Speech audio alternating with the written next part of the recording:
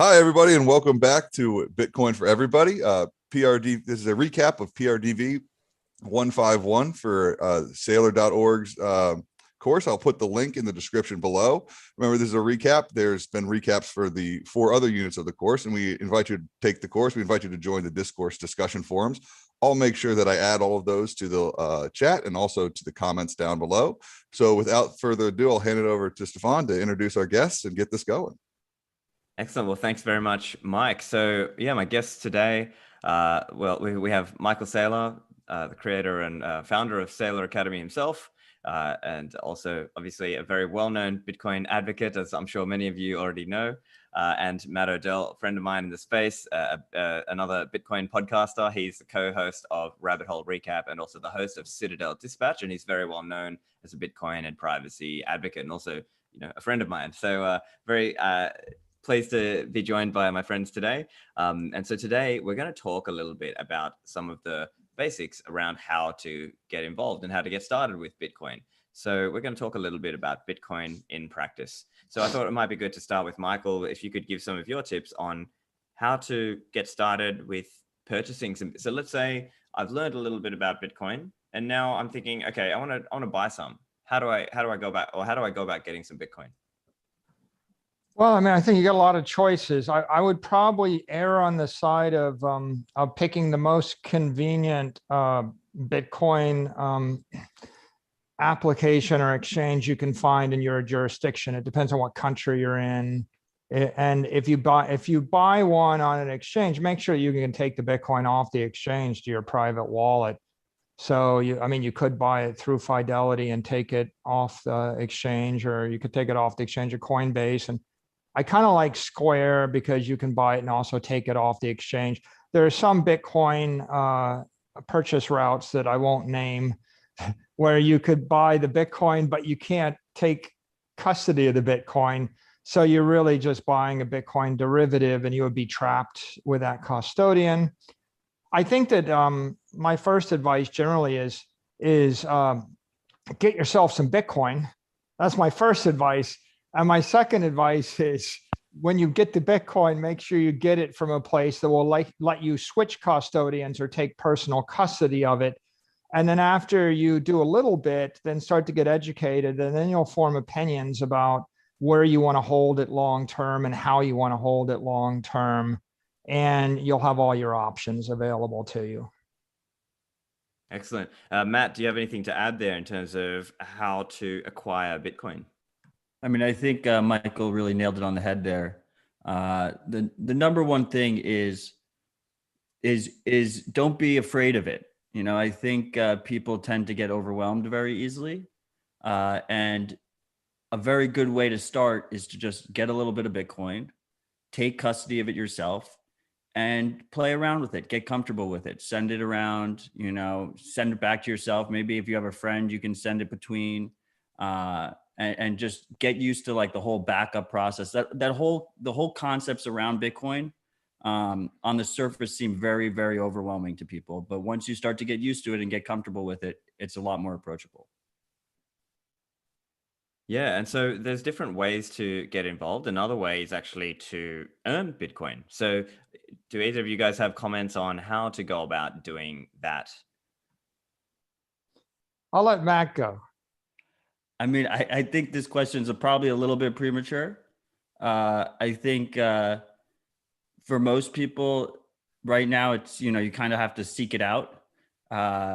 If you want to earn Bitcoin, you have to maybe, you find a job that your boss loves Bitcoin, right? And you ask them to pay you in it. But I think going forward, when you start to look at like a 5-year, 10-year timeline, the majority of people who the way they get Bitcoin is going to be because they work and they get paid in money, and that money is going to be Bitcoin. Yeah, that's a good way to put it. And I think for many people, the easy, simple way is to simply buy Bitcoin. But there may be people who are able to charge for their services and denominate. It might be denominated in fiat. It might be like, oh, pay me $1,000, but pay me in $1,000 US to this Bitcoin address. And we'll get into some of that aspect of it as well. And I think probably the other way is potentially mining Bitcoin. Now, this can be a bit of a tricky rabbit hole for people, and maybe it might not be the best option for people when they're just getting started. But how would you put that for people when they're new? Should they, because people might have heard, oh, I should mine Bitcoin. Should the average person be doing that, or how do you guys think about that? I think that the average person ought to come up with a Bitcoin application or Bitcoin acquisition service provider that they're comfortable with. And then they ought to think Bitcoin is like a long-term savings account. And when they get a bonus or they get some money that they can afford to put away and save for the long period, they should convert it to Bitcoin, just dollar cost averaging in, not really getting stressed out over timing the market. If someone pays you in dollars and you don't need the money now, you convert to Bitcoin. I think that's a good idea. I think that Bitcoin mining is a different business. If you're a Bitcoin miner or ready to be a Bitcoin miner, you know it, but probably the normal person isn't. I think in terms of getting paid in Bitcoin, if you have you could ask someone to pay you in Bitcoin, it would be the tax efficient way for them to do it would be, if you told me to pay you in Bitcoin, I would go on Square or go on some app. I would buy the Bitcoin today, and then I would transfer it to you today before the price changes, so I don't have to file it with my accountant and attribute a loss or a gain to it. So generally, if you're getting paid in Bitcoin, someone's going to be buying it and transferring to you. But if you got to keep in mind that if they could do that, you also have the power just to take delivery and take the pay in dollars or any currency, and then you just convert to Bitcoin upon receipt.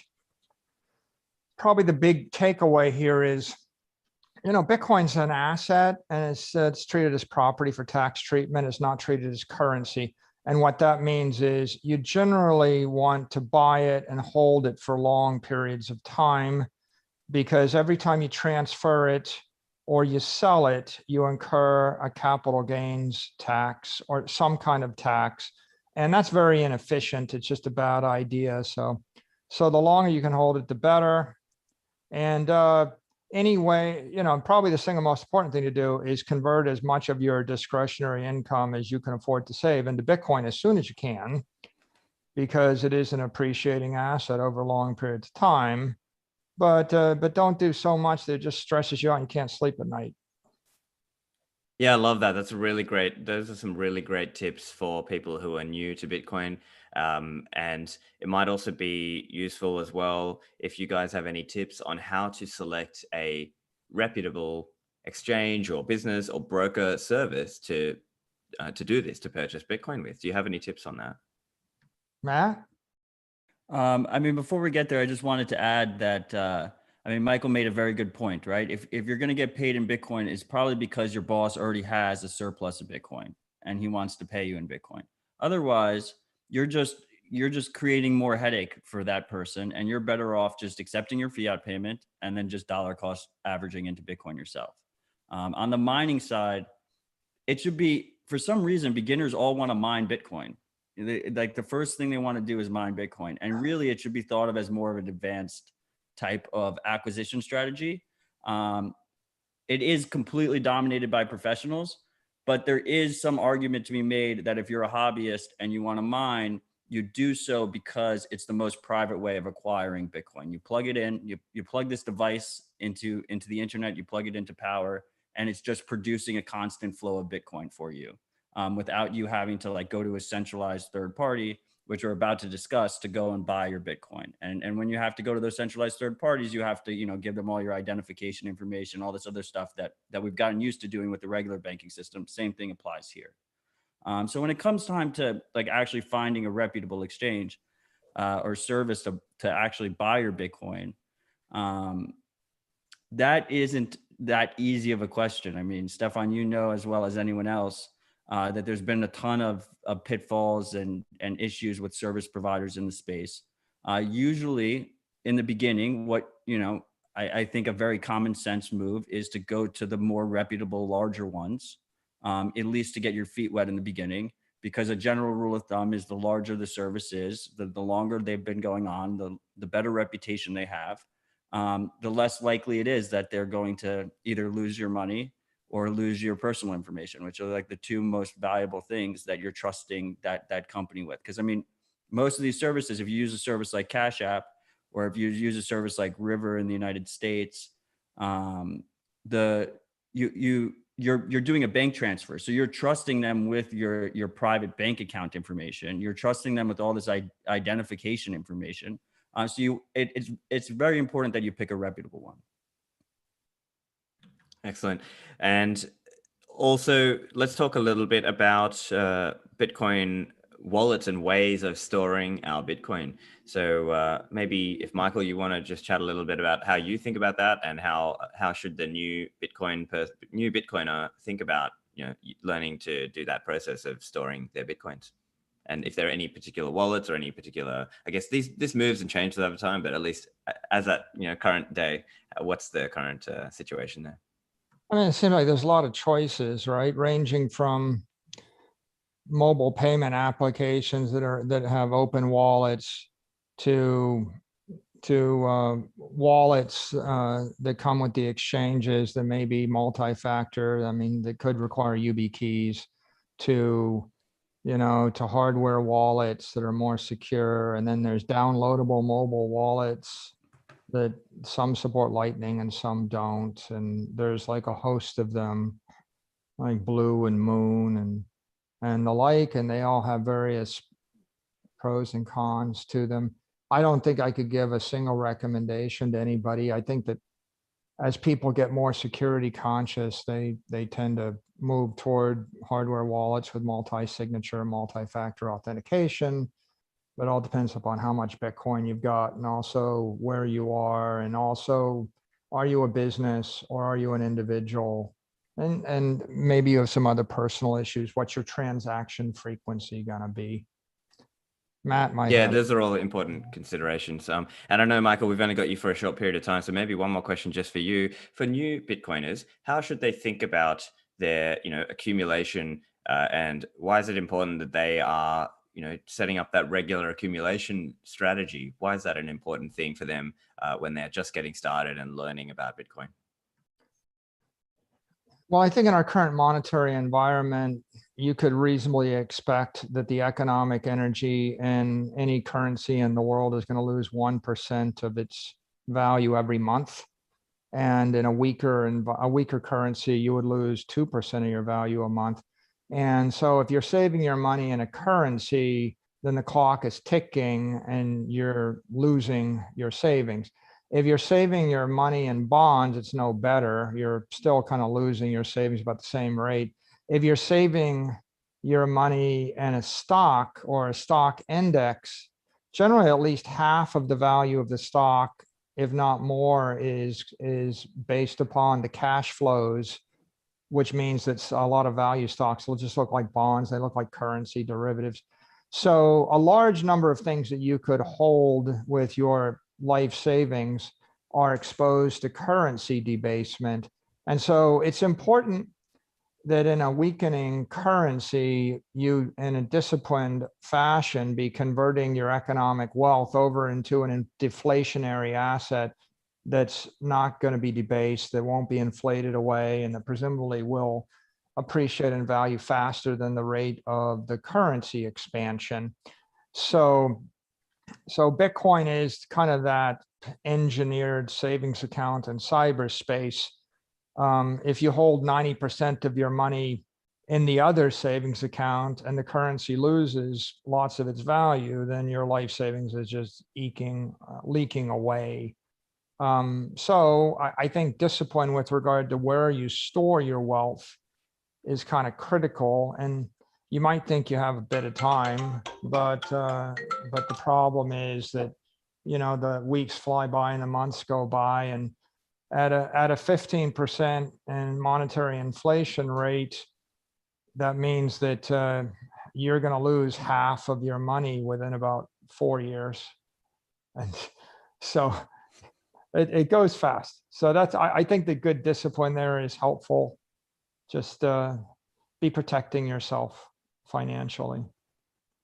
Yeah, and I think that's the important part. It's the why. It's like, you have to pull all the pieces together. And pull it together into a thesis and think, okay, this is the situation we're in. This is the reaction. I need to save my wealth into something that is going to actually preserve it for the long term. So Matt, do you have anything to add on that point? No, I mean, Michael just nailed it there. So Yeah, 100% agree. I guess what Exactly. we can say is that if you're in the US and Europe and you're in a strong currency that's kind of pegged to the dollar, we kind of think that that's weakening 15% a year, maybe more, but like 15% a year, a little bit more than 1% a month. But if you're in a currency that's weaker, that is weakening against the dollar, certain currencies, in the second tier, they're weakening 20% faster. And the third tier currencies are weakening 2 to 3 times faster. If you think that the currency that you're working in is weakening against the dollar, like you can see this in Turkey, you can see this in Lebanon, you can see this in certain other countries, Nigeria, you should scramble harder, right? You don't really necessarily, the risk of not doing anything is higher than the risk of doing something. And so there becomes a point where I would say people ought to move fairly aggressively to at least get their money out of the weak currency. You got to judge how much you trust that currency in your given country, wherever you might be. Yeah, so it's for everyone to make their own assessment. How urgently do they need to be running to Bitcoin? But I think for many of us in the Bitcoin world, we have been quite public about our advocacy of this, as this is a way to save yourself. So think about it. You have to think about it from that point of view. But as Michael points out, in the Western world, it might be, let's call it, less urgent than if you are in the developing world. So there's kind of just a few points around that. Okay, Stephan, thanks for having me. Matt, Mike, thank you. Thanks for Thank you, joining Michael. us. I leave everybody on the cast in good hands. Take care and all the best. Thanks, Have a Michael. good one. So Matt, let's go back to you. I think an interesting point for people to think about also is the way they acquire Bitcoin. They might want to think about doing that in a more private way. So why is that important? Why should they think about that aspect of Bitcoin? I mean, Michael just his last comment made me think of something, just to go back in terms of earning Bitcoin today, right? If you're in one of those economies that's doing worse, that has a worse currency, and your job is a digital job where you have, like, maybe you have clients that are located in the Western world, the client that's located in the United States, for instance. It might be easier in that situation for you to actually get paid in Bitcoin and have them convert on their side, even if they don't have Bitcoin, right? So I think that's that's something that we forget about a lot. But if you're purely a digital contractor, and not only are you dealing with this poor currency at home, you also have to deal with like all the foreign transaction fees and whatnot in terms of them transferring it to you. So in that case, the argument to be paid directly in Bitcoin today becomes way stronger. And I could even see, and a way to encourage that, basically, let's say you're just a contractor, your client doesn't want to pay you in Bitcoin, but you tell them, I'll give you a 15% discount if you go and convert it to Bitcoin before you pay me. Right. And it might seem like that's a big discount, but the reality is, for you might be saving a lot of value in that. And I know even in this case, where if you are in a more developing world market, there may be times where there is a premium in the local peer-to-peer Bitcoin market there. So as an example, let's say Matt Odell is a contractor in one of these countries, and he asks me for payment, and I pay him in Bitcoin, and then he can turn around, and if he needs fiat to buy living expenses and food and so on, he can then turn around and sell some of that Bitcoin on the peer-to-peer markets in his local country, where there may be, who knows, 5%, maybe even 10%, or maybe even more of a premium. So he's actually getting a premium back when he sells on those local exchanges. That's very much a possibility. So that's another aspect. And then, so for those people who are interested to acquire Bitcoin privately, why should they think about that? And what are some of the ways to start going about that aspect for people interested in that? I mean, at the end of the day, it comes down to the fact that Bitcoin, a lot of us, I think, tend to agree that Bitcoin is an insurance. It's like almost an insurance policy against poor governance. Our governments are in charge of our money historically. And if you don't trust your government with that responsibility, then it's extra important that you have a independent money that is out of their control, that they can't corrupt. Now, there's two issues with that, especially if you have a particularly bad government, is they could, if you don't take custody of your Bitcoin yourself and you leave it with one of these centralized services, your government can go to that centralized service and they can seize your Bitcoin. They could freeze your Bitcoin. They could say you're not allowed to withdraw it at that point. So that's why it's extra important to actually take custody of it yourself. The second thing is, you have transaction records with that entity. We could see situations, I would not be surprised if we see situations around the world where you have authoritarian governments come in, seize those records, and then start targeting large holders of Bitcoin. They'll know you have Bitcoin and they'll come looking for you. Now, that's obviously way more difficult. They have to go, door to door, person to person, rather than going directly to an entity. But it still should be a concern. Third, you can have, our world is ever more digital every day, and we see larger and larger database hacks and leaks, right? Where these large databases are compromised and they're sold on the dark web. And they're shared and they're combined with other leaks, right? So if you have a leak from one spot and you have a leak from another spot, they can be combined to have even more information on you. And in that situation, especially in crime-ridden parts of the world, you can have, organized crime, malicious individuals can get access to that, and they can use that data to target large holders once again, right? And what is a large holder? It depends where you live, right? In some places in the world, people might think it's a small amount in America or in Australia, but in that part of the world, they'll come after you for it. So how do you protect yourself? You protect yourself by using Bitcoin more privately, acquiring it more privately, and actually using it more privately. And that's easier said than done. I don't know if that's, for a beginner course. I think what people should know is that when you use Bitcoin with these centralized entities, and when you use Bitcoin at a basic level, you are leaking transaction information, you're leaking private information, and you need to educate yourself. So I don't want people to be overwhelmed in the beginning. I think, you use one of these reputable services, you withdraw to a mobile wallet. Michael mentioned a couple. A Moon wallet I really like now, MUUN wallet. You play around with it, you get used to it, and then start going down that rabbit hole, start educating yourself on how to use it more privately, how to acquire it more privately. Yeah, that's a great way to balance that. So Moon Wallet, for people who are new, the website for that, MUUN.com.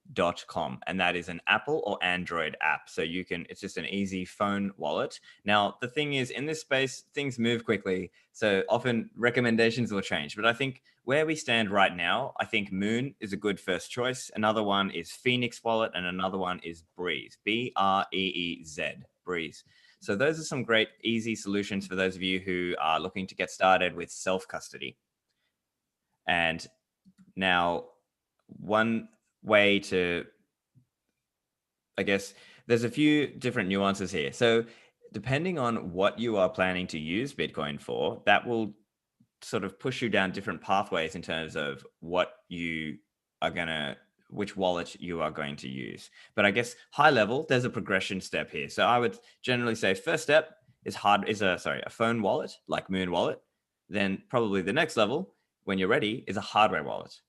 And then think of it like this is like a more advanced level is probably multi-signature. But even inside the multi-signature, there's different options there. You can go for like a guided provider like a Casa or an Unchained Capital where they help you, or you can do it as your own setup. But I think that's just high level. So if you're new and you're trying to think about how do I, think about how do I sort of go through a progression steps, start with a phone wallet and then think about a hardware wallet. Matt, do you have any tips to add on that aspect, the progression? Yeah, I think that progression, you pretty much nailed it. A hardware wallet is like is a specific device. You could think of it like almost like a USB stick that is designed to hold your Bitcoin. Yeah, there you go. Here's one just as an example for anyone. This is called a cold card. So this is a very well-known hardware wallet amongst Bitcoin people. Matt, go on. Yeah, so the cold card is arguably considered the best hardware wallet in the space. I think me and Stephan both agree that we like it the most. There's really like, don't go down like there's only like a couple reputable ones. Like you don't want to use some completely unknown hardware wallet. Don't get like cheeky with it. It's like Cold Card, Ledger, and Trezor are like basically like if you're coming in, that's what you want to do.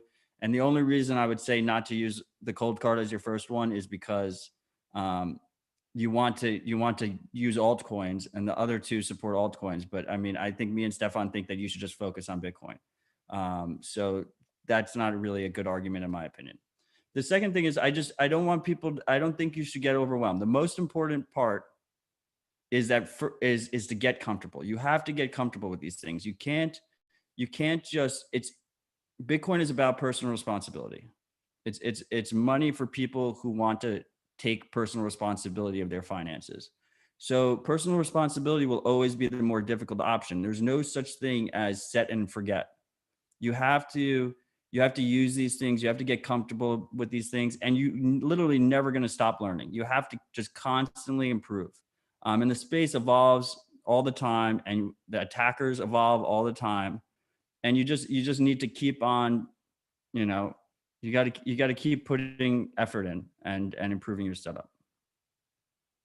Yep. Yeah, that's right. And so the way to think about it is you just need to progress. And I understand for people who are new, you might be thinking, whoa, like there's a lot I need to learn.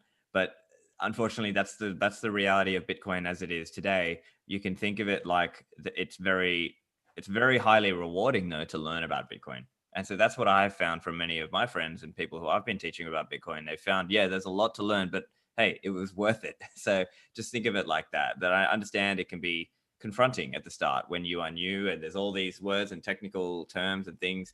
But I think it's just the suggestion I would have for you is to keep it basic and just take one step at a time. So don't think of it like you have to go zero to hero straight away. That's not what any of us are expecting. The point is just to get started, even if it's imperfectly, just get started and then learn from that. Yeah, I mean, not only are we not expecting you to go zero to hero, like you're not going to be able to. And one of the things about Bitcoin is there's no one size fits all approach because it is an open system. It's an open network. There's a lot of different ways you can use it with a lot of different tools. That's what makes it, so powerful and so robust, but it's also what makes it a little bit harder to come in the beginning. And it is what it is. That's the reality of the situation. Yeah. Okay, so let's talk a little bit about the practicalities of setting up a Bitcoin wallet and then withdrawing from the exchange, right? So different wallets will have different setup processes. Some of them will involve you writing down a backup. Now, in the case of Moon Wallet, it's a little bit of a different backup process, but essentially you go through the backup and you write that down and you keep that safe. In other cases, like a hardware wallet, you will have typically either a 12 or 24 word seed. And that is very important. So when you back that up, you need to write that down in a place that's quiet, and ideally there's no, microphones and other things around. And it's not like you're in a cafe. You do it at home in a quiet, room, and you write down those 12 or 24 words. And that is known colloquially as your seed words, or it's also called your recovery phrase. And so anyone who gets that can steal your Bitcoin. Okay. And I know that's a little bit confronting, but there are, security techniques that we can apply on top of that. But when you're getting started, that's an important thing. And some tips: don't take a photo of it.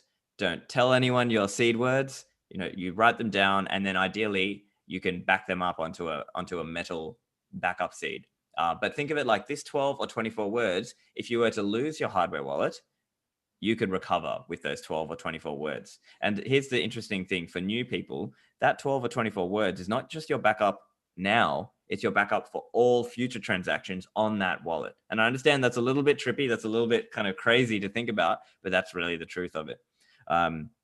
So essentially when you create your wallet, you can then withdraw from the exchange. Now, Matt, can you give us any tips? What does that look like, and how should we think about that? Just to extend what you just said, with Bitcoin, there's no centralized company that runs Bitcoin. It's an open network that is not controlled by any individual or corporation. So there's no forgot password button. You have to take care of your own backup yourself, and you have to store it securely offline. And if anyone has access to that backup, they're going to be able to spend your funds. And as long as you have that backup, you're going to always be able to recover your funds, no matter what happens with the specific wallet you use. So like, for instance, Stephan showed earlier the cold card wallet, this hardware wallet. What's really cool is you have that backup offline. In this case, it's, a word phrase, and you either write that down on a piece of paper, you put it in steel, but you keep it offline. You never put it on a computer. The cool part is if cold card goes out of business, you can still recover it. You can recover it with another application, another wallet. And that's the beauty of this open standard, right? Because you don't have to rely on an individual company to basically give you access to your funds. But that comes with the negative that there is no forgot password button. There's no customer support you can call to restore your funds. And that just it goes back to what we said earlier, where, this is about personal responsibility, and it'll always be the more difficult option. To answer your question, which was, what do we do about actually pulling it off of exchange? An exchange is going to give you basically a field, and you're going to put in your Bitcoin address, which your wallet is going to provide you. That Bitcoin address looks like a bunch of random letters and numbers. It usually will now start with BC. BC1 is what the address should look like if it's a new address type, or it'll start with a 1 or a 3. And it just looks like a random letters and numbers. And you basically want to confirm on your wallet that it's the same exact. You want to make sure it's the same address you put in, and it'll show up on your side once you click withdraw. And just do that with like a small amount and get used to it. See it there, then transfer it around, maybe delete your wallet, then restore it with your backup. Do all these things with a small amount so you can get comfortable with it. Yeah, excellent. And so what we can do then is people can, practice withdrawing with a small amount from their exchange into their wallet. Now, as we mentioned, you can do that with Moon Wallet. So let's say you're just getting started and you just have a phone wallet. Well, you can copy paste that Bitcoin receipt. So in your wallet, on your phone, you'll go to receive. It will generate a Bitcoin address. And then when you copy paste that into your exchange or broker or service, and they will pay you out to that address. So think of it like this is an address that you control. If any Bitcoins hit that address, they're now yours, if you will. That's one way to think about it. And now if you are, I guess, some of the different questions. We've got a question here. Are Bitcoin addresses case sensitive? So no.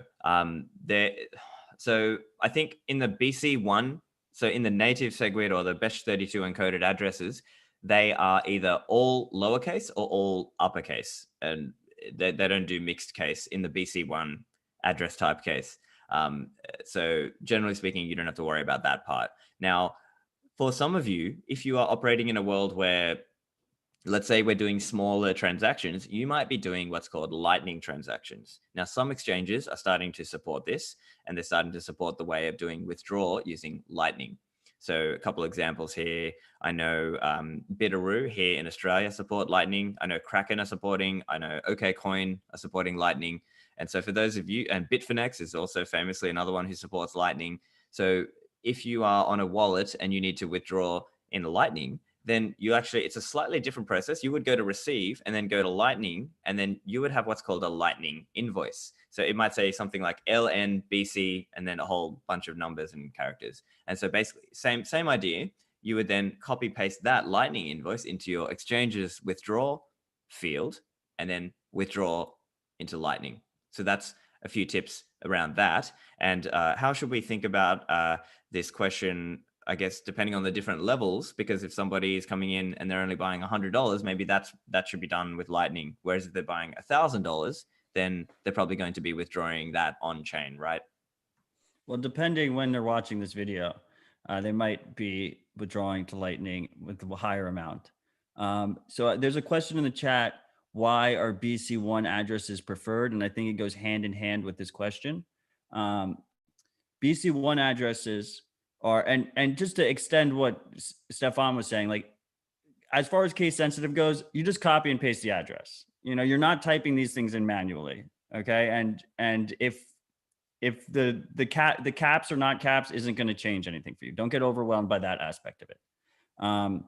So there's 3 address types on Bitcoin, and then there's Lightning. The 3 address types start with 1, then 3, and then BC1. These all came in chronological order. The BC ones are the newest ones. You pay the least fees with them. Then with the 3 addresses, you pay the next least, and then with the 1 addresses, you're going to pay the most in fees. So you want to use the BC ones because you're going to pay less in fees. Now Lightning, you'll pay even less in fees. With Lightning, though, there's a second piece of nuance there that makes it different from the regular addresses. Those regular addresses, once you generate an address, for privacy reasons, you shouldn't reuse it, but you can reuse it. This is something Stephan said earlier. Like if all your old addresses will always be good. So if you give a friend or a client or something an address, and then your wallet keeps generating new addresses, you don't have to worry if they accidentally send to the old address. You still get those funds. With Lightning, you have to copy and paste this invoice, which is even a longer string of letters and numbers than the address. Every time you have to copy a new one into who's ever paying you, whether that's you're sending it to them via WhatsApp or Signal, or if you're just putting it in an exchange, you're going to have to give it to them every time. But the benefit there is you're going to end up paying significantly less fees, especially for smaller amounts. On-chain, the regular Bitcoin addresses, 1, 3, BC1, the way you pay transaction fees are actually the amount of data that's being sent, not the amount of money you send. So if you send a payment that's $10 or a payment that's $1 million, you're going to pay the same absolute fee. So what that means is your fee as a percentage for that $10 payment is going to be significantly higher than if you send $1 million. But on Lightning, the fee scales with the payment amount, which is way easier to conceptualize. That's like how our modern finance system works, right? So if you send a payment that's $10, or if you send a payment that's $1 million, it's going to be 1% of both, right? So there's a threshold there where the larger amount you send, you'll end up paying less if you use a regular address versus Lightning. But for smaller amounts, you're going to pay significantly less if you use Lightning. Yeah. So I can understand if you're new, there's a lot of different kind of rabbit holes and things to understand, but sometimes you just have to practice it, and that's how you get used to these things in practice. But high level, what I would say for you guys out there, if you're doing small value commerce, you need to be using Lightning, because otherwise you are going to get eaten alive in fees. All right, Bitcoin on-chain transaction fees can be high, and they are rising. So they, I guess earlier this year, normal chain transaction fees might have been $5 per transaction. And currently we've got a bit of a fee spike happening. So they might be $20 or $30. And so if you are operating in a situation where maybe your income is not that high, you need to be using Lightning. And so in certain cases, if we're talking about really low values where you cannot even afford the chain fee of a Bitcoin transaction to open your Lightning transaction, you may actually have to use a custodial Lightning wallet for when you're getting started. And so an example here might be like Blue Wallet. Like if you're in a situation where you only earn $200 or $300 and you can't afford to pay that on-chain fee.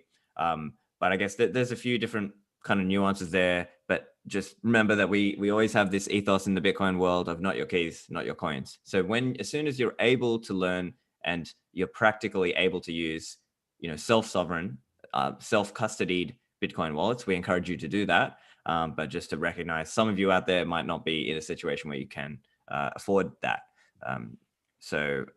And also, we got a question in the chat here. What are the best locations for backup words, hidden or safe deposit box? So Matt, do you have any tips for listeners out there? I do, but before I do, One of the reasons why we mentioned Moon Wallet earlier, MUUN wallet, that's on the phone, is because it supports both the regular addresses and it supports Lightning, and it does so in a non-custodial way. So you can experiment with both right there in the wallet on your mobile phone. And then the other two we mentioned, Breeze and Phoenix, are Lightning only in a non-custodial way. So we're seeing this move where the majority of transactions are going to be happening on Lightning. And the easiest way for a user to interact with that is going to be through mobile wallets. And that's why those are the ones that I recommend that you start off with to begin with. Now, where do we keep our secret? Where do we keep those secret words or backup words? Someone in the chat mentioned multiple places. Multiple places is just a great simple rule of thumb. And the reason is because the majority of times people lose Bitcoin, it's because they messed it up themselves. They lose their own backup.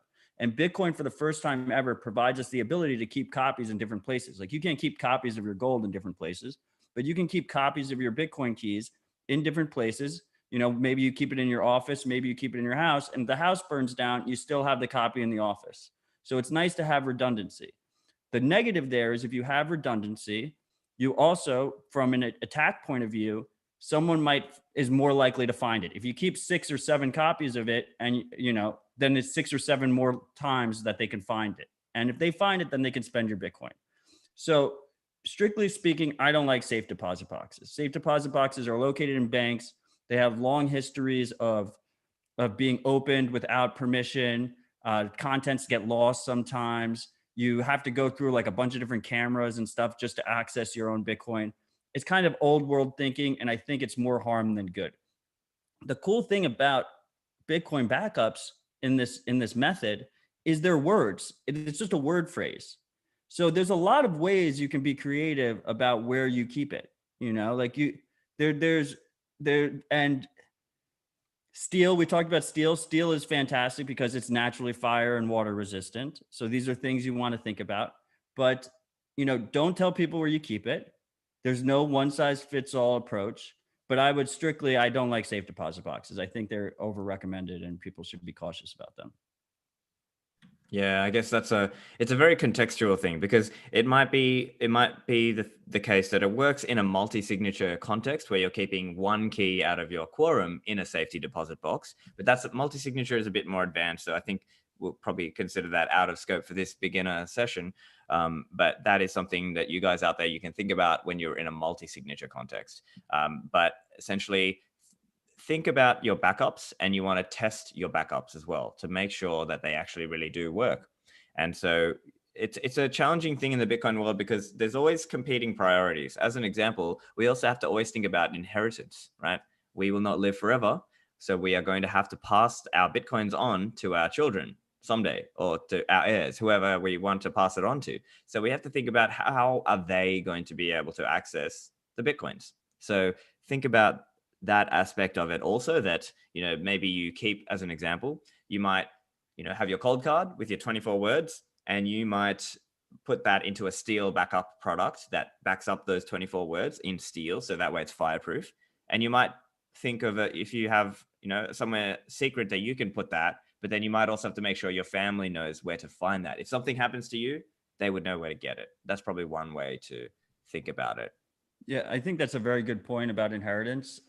Especially when you hear Michael Saylor talk, and you're talking about generational money, right? You're talking about money that's going to be around for a long time, and you want to be able to pass that on. And this is a world of personal responsibility, so you can't just count on you're a lawyer or someone to pass it along in a will. You're going to have to actually figure out a process that's safe for yourself. And one intricacy to think about with Bitcoin is because this is all that's needed to spend, you end up in a situation where you might be trusting your heir with information that they could either take the money from you, or they become vulnerable. So a simple thing to think is you tell your mother about it, and she puts it on a Post-it and sticks it on her computer screen. She doesn't even mean to, right? But a maid comes in or something and sees the backup because she didn't take care of it carefully enough, right? So these little nuances, including where do you store it, are simply put, pretty much solved with multisig. And this is why a lot of us say the end of the road ends up at multisig, because you can devise situations. Multisig is this idea where instead of having one secret, you have a threshold of secrets. Let's say you have 5 secrets and you need 3 of the 5 to spend. So you can put them in different locations. You can have it so a family member can access 2 of them, but you have a lawyer that can only access 1. And like if something happens to you, they have to come together to spend the money. They can't individually spend the money. The lawyer can't take your money. The heirs can't take your money. But this is more advanced stuff. So I think the key is you just want to start small. You want to get comfortable, and then slowly start working through these scenarios as you have more and more money in Bitcoin, and level yourself up. But the number one mistake people make is they rush into advanced setups too quickly and lose their own money. They shoot themselves in the foot. So I don't want people to, get too aggressive with it early on. You got to just keep using it and keep learning. Yeah, and that's a great point. I think it's a common thing is that a lot of people shoot themselves in the foot because they're using a setup that's too complex, or it's not, an open source, well tested by the community, well-known setup. And then if their heirs have trouble recovering those coins, then they're in real trouble, because now, or they've lost the coins because they've lost a way to access the private keys or to be able to spend those coins. So let's talk a little bit about scams and pitfalls in the space. There are many of them. And so I think it's just good for newcomers to get some idea. And of course, the scams are constantly evolving, right? So we could tell you some stuff that's applicable now in April 2021. And in, just a few months' time, the scams will evolve and they'll be different. But let's just try and give you guys a few basics to sort of know, oh, that's a pitfall. I need to avoid that. Okay, so Matt, do you want to start? Do you have any common scams or pitfalls in the space that you want to make sure people are aware of? The number one thing, and this is going to be a timeless scam, this is something that'll be around no matter when you watch this video, is never trust someone with those backups. Like if you're talking to a customer, if someone you think is a customer support person or a friend that wants to help you, you cannot give anyone those backups. Then they can spend your money. It is very common. They'll say sometimes it'll be like an active person. So like they've been working you for a while and then they'll take it from you. Other times, which is even more common, is they get your email or your phone number or your Twitter account, and they know that you are interested in Bitcoin, probably because of a database leak, as we spoke about earlier. And they'll send you a link. Oh, your wallet is compromised. Click this link to fix it. And then you click the link and it's like, okay, enter your words. And then you enter your backup and then they take your money. So never do that. And if you ever get freaked out, just take a deep breath, walk away from the computer, sleep on it. Like nothing's going to happen in the meantime. Don't do that. The second big thing we see is get rich quick.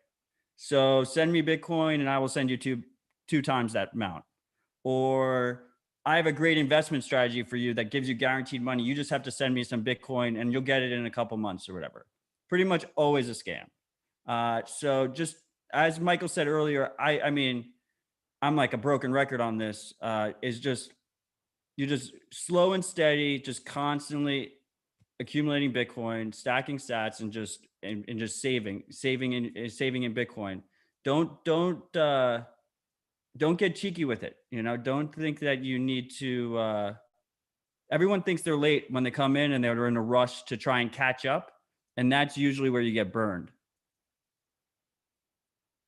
Yeah, very good point there. And so some people get caught up in schemes where they think, oh, look, I'm going to become a trader. And if you are not professionally a trader, and don't forget, even lots of professional traders lose money. So the reality is, it's probably only the top 1% of traders who actually make money, right? So unless you think you are going to be that 1%, and obviously sometimes people come into this with like some irrational confidence. They come in and some person tells them, oh, look at this trading course. If you follow me and my recommendations, you can blah, blah, blah. And the reality is a lot of people end up losing money because they think they're going to be that 1%, but the reality is they're more like the 99% who lose money while trading. So the safe strategy really is to just accumulate Bitcoin, just steady savings every week or every day or however much you can afford to save for the long term, you just stack those sats. Be very wary of anyone who's promising you quick get rich quick schemes, because they can often be like and sometimes there are it presents itself in different ways. They might do like a mining scam. They might say, hey, send me some money, and it's you're earning all this money from mining. Or it's oh, hey, I've got a trading bot, send me some Bitcoin and I'll do the trading for you. And then how they get you is because they're pulling on that greed string. They know that people want to make money, and so they'll promise this unrealistic, outlandish return. And as you know, this is like a time-honored rule. If it sounds too good to be true, it probably is. So just be wary of that. That's always a difficult one, or it's Bitcoin. Yeah, Bitcoin is really good. It's almost too good to be true, but but it's not. And so a couple other tips as well. So as you get more advanced on your security journey, you want to start really make sure you test your backups, because sometimes people get into a situation where they have made a backup, but it was years ago, and they wrote it down wrong, or you just want to make sure you test that backup to give yourself that confidence. So some hardware wallets offer that, but you also want to make sure you're never typing your seed words into the computer. So that's also a very important point, because a common hack or a scam is having some kind of key logging malicious software that is trying to watch for your keyboard and watch what you're typing in, and then boom, once they get the 24 words, boom, it's gone. So that's another thing. Just be wary of that. Another tip is, if you are using a hardware wallet, generally speaking, you want to try and use that hardware wallet to make sure the address is correct, that you are either receiving into or that you are paying, because it's harder to trick the hardware wallet than it is to trick the computer wallet that you are using. As an example, you might be using a software wallet like Electrum or Spectre or Sparrow to interact with your Cold Card or your other hardware wallet. And so you want to make sure that you're checking the address on the physical Cold Card or the Ledger or the Trezor, not just trusting what's on your computer screen. Any other ones, Matt? Yeah, I mean, just to add there, like the whole reason hardware wallets exist is because the average person is completely screwed if they can't secure their own computer. We can't secure our own computers. It's not an easy process. So what a hardware wallet is, it's a purpose-built little computer that's designed to do one thing only, and that is just secure that secret, that Bitcoin secret that you have, your private key, that is the key to all of your funds. And the key strategy it uses is, all the good ones have a little screen on it, and that little screen will show you your address information, and you always want to confirm it on there because it's not on your computer. So you want to actually you have two sources of truth. You have on your computer, and you have on your dedicated little hardware wallet, and you want them, they should both be the same. Otherwise, something's wrong, and you should just not proceed. Take a step back. Don't proceed with it. Yeah. And another tip is to try to bias towards open source, well-tested software and hardware within the community. So why is that important? I mean, it's important because two reasons. The software could be malicious. I guess three reasons. The software could be malicious. The software could just be garbage, or the software might not be up to the same standards across the whole space. So if something happens to that software and the software disappears or the wallet disappears, you might not be able to restore it on another device or another wallet. So what you really want to do is, there's not that many that are very strongly peer reviewed. I'm sure Saylor Academy has lists of good ones, I think, right? And Stephan has lists on his own site, and Ministry of Nodes, which he runs. And so you really need to cross check that with like different reputable sources, and don't trust any specific source, and just don't get cheeky with it. You need to pick something that's just reputable and long standing. Yep. All right. Well, look, we're coming close to the end of time, so probably a good point. We have to wrap up. But Matt, thanks very much for joining us. And of course, listeners out there, if you are new to Bitcoin, Matt is a great guy to follow in the space. I highly recommend you subscribe to his podcast and listen to his shows, which is the Rabbit Hole Recap and Citadel Dispatch. And make sure you follow him online on Twitter. So Matt, where can everyone find you online? Thanks for having me, Stephan. It's been a pleasure. MattOdell.com. And on Twitter, it's Matt_Odell. And I will never DM you asking you for money. That's another scam that you should be aware of. There's a lot of impersonators on the social media networks, and they'll pretend to be me, especially since the L's are easy to fake with ones. And I always joke around that the single biggest fan of my tweets are all the Stephan impersonators. They love my tweets. They're just constantly retweeting them. Yeah. So for listeners out there, basically, there are a lot of scam bots basically who impersonate well-known Bitcoin people like Matt and me and others. So just be wary. You might think you're talking to us, but you're really talking to a scam bot impersonator. So just be wary about that. So listeners, hopefully you have found some value out of this series. Of course, if you are just watching this now and you haven't seen the material, go to Saylor.org and search Bitcoin. And I think the actual course title is PRDV 151. And you can find all the material there. It's free. You can subscribe and just learn at your own pace. And of course, if you want to find me online, you can find me. You can find my details there, StephanLivera.com, or on Twitter at Stephan Livera. And thanks for following along with us on this journey. And I'll hand it back to Mike from Saylor Academy now. All right. Well, again, thanks everyone for joining us. Matt, thanks for coming on, and of course, Stephan, thanks for leading this whole thing the last several weeks. Everyone, all the links to everything we've talked about will be in the description below. And again, thanks everyone for joining us.